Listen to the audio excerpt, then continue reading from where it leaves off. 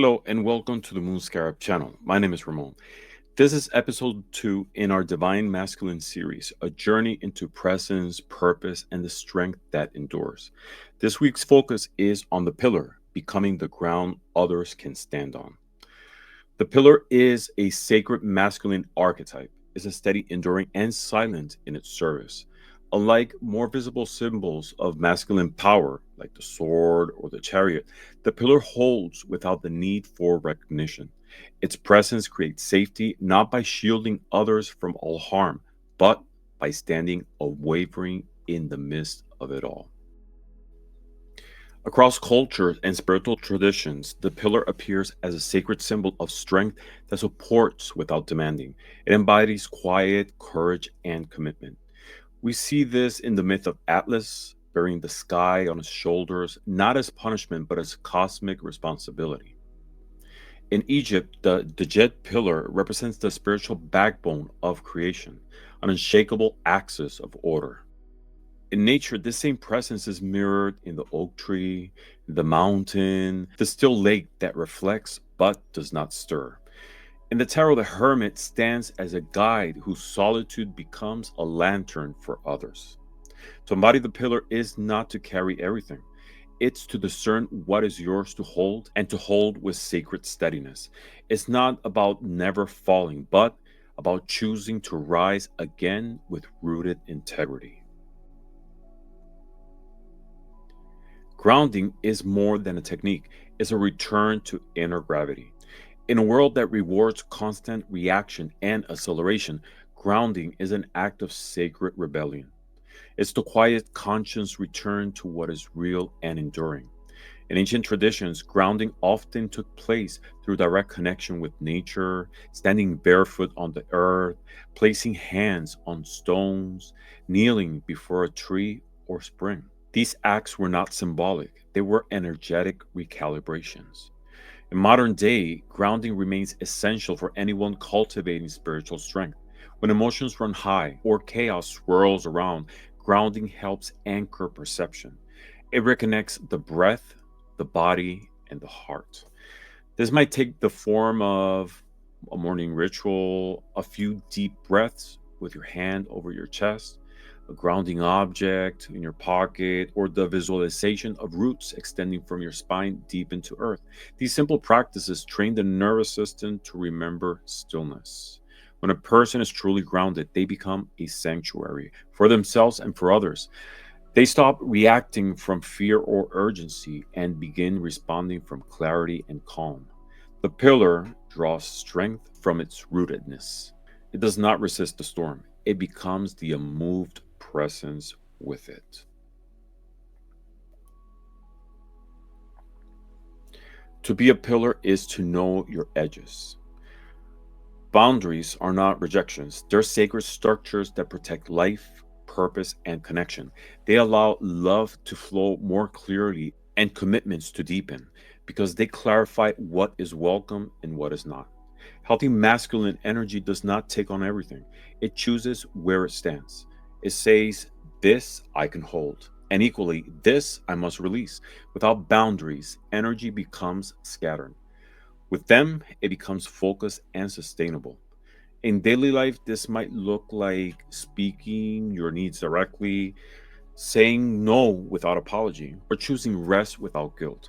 It also means allowing others to carry their own growth rather than rushing to fix it or manage. Sacred boundaries are not about shutting others out. They're about keeping yourself intact so you can be present in service, not sacrifice. The pillar teaches this. To hold steady, you must be clear about what you are here to hold. Reliability is the unseen strength behind trust. It's easy to be reliable when something is exciting or new, right? But true reliability comes from devotion, not mood. It's like the quiet choice to follow through even though when nobody notices. The act of showing up again and again becomes a sacred rhythm, one that builds not just external trust, but internal alignment. In ancient Egypt, the raising of the Dajet pillar was performed annually in ceremony, a public act reminding people that steadiness must be renewed. Reliability is not assumed, it's cultivated. Today, this might mean honoring small commitments, meeting deadlines, being punctual, following through on your word, but also includes the harder, often neglected promise to be reliable for yourself. To nourish your body, maintain your boundaries and follow through on what your soul asks of you. The pillar does not depend on outer praise to know its value. It holds firm because that's what integrity demands. Presence is one of the most healing forces in human nature. It's the ability to stay even when there's nothing to fix, right? To listen without needing to interrupt, to sit with discomfort without running or rescuing. This is the deepest offering of pillar energy. In spiritual traditions across the world, stillness is revered as a gateway to divine truth. The masculine energy of presence is not passive, it is profoundly attentive. It says, I see you, I am here. That is enough. In relationships, presence allows others to feel safe. It communicates without words. You're not alone. When someone is hurting, confused, or unraveling, presence becomes like a container. It doesn't push or pull, it simply holds. To cultivate presence is to develop the inner stillness that allows life to unfold without your interference. The pillar knows that silence can sometimes carry more power than action. In a culture obsessed with solutions, presence reminds us of the healing power of simply staying. The pillar stands not only with strength, but with integrity. Accountability is the willingness to be seen fully, especially when things go wrong. It's not about perfection or control, it's about truth. When the sacred masculine takes responsibility, it doesn't shrink in shame or hide in ego. It steps forward and says, yes, that was mine, right? Yes, that was mine, and I will repair it. This kind of accountability is rare in a world that often avoids blame or deflects impact. But without it, trust cannot grow. Owning your words, your action, and your energy, especially when they have caused harm, is a sign of strength, not weakness. It invites clarity, reconciliation, and growth. The pillar does not carry guilt as a burden, but transforms it into wisdom. That's what makes masculine energy not only reliable, but noble.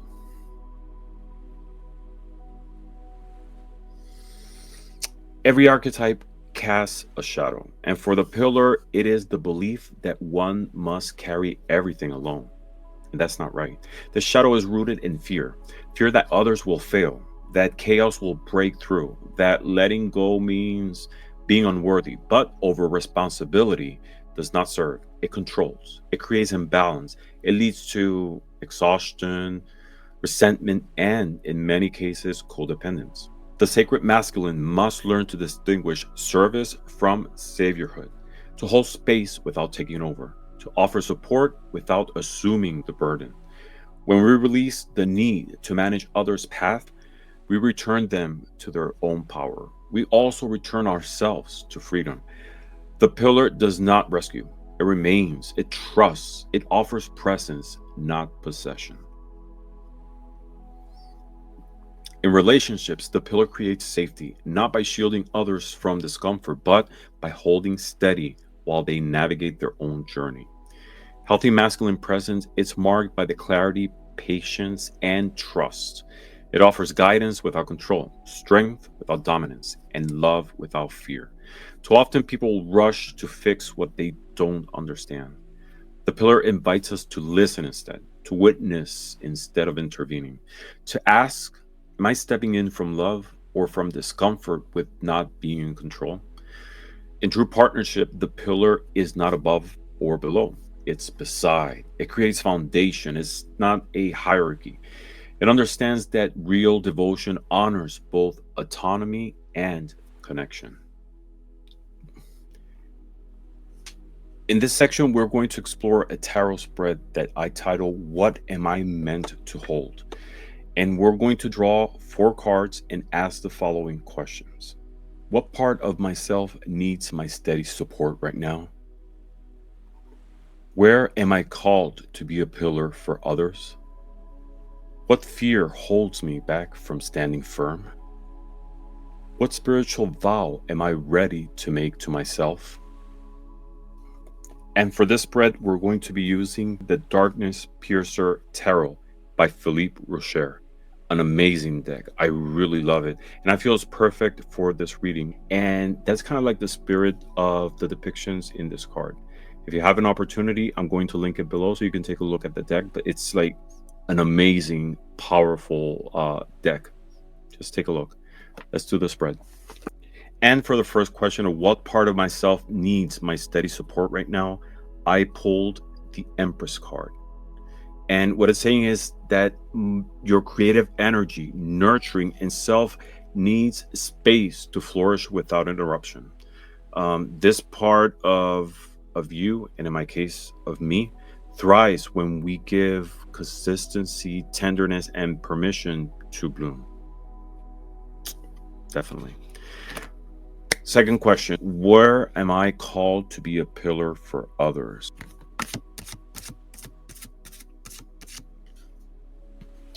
And I pulled the 6 of Cups. And I feel that it's saying that I'm being asked to offer a steady presence instead of old memories, relationships tied to my roots or to my past. It's not about fixing them. It's about offering quiet, authentic reliability where healing is needed.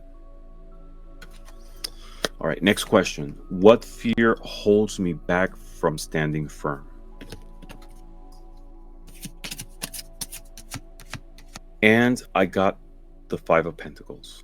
And what it's saying is that a deep fear of abandonment or depletion may be keeping me from my full strength. The belief that being dependable means being drained is a distortion, and it's inviting me to release it. Next question. What spiritual vow am I ready to make to myself? And I got a major arcana. I got strength. And this card, what it's saying is that I might be ready to vow a path of courage rooted in compassion.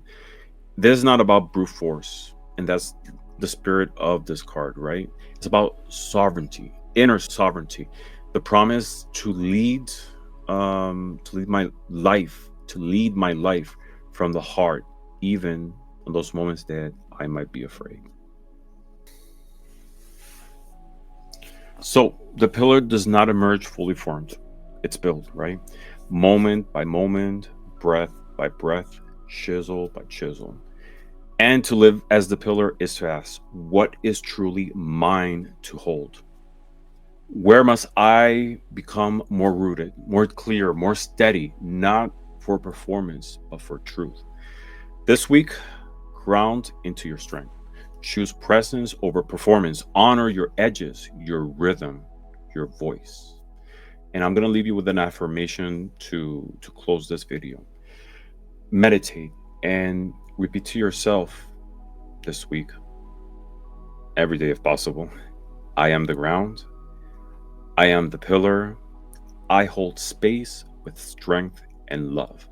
I honor the divine masculine within me. Let this steadiness ripple through your life. Let it bless everyone who leans into your presence and be the pillar that you are meant to be. Thank you, everybody, for watching. I'm looking forward to see you again next week with part 3 of this video series. And until then, thank you very much for watching and blessings to all. If you like this video, please give us a thumbs up, leave us a comment, and share it with someone who might benefit from it. And click the subscribe button for more future videos about tarot, divination, and other esoteric topics.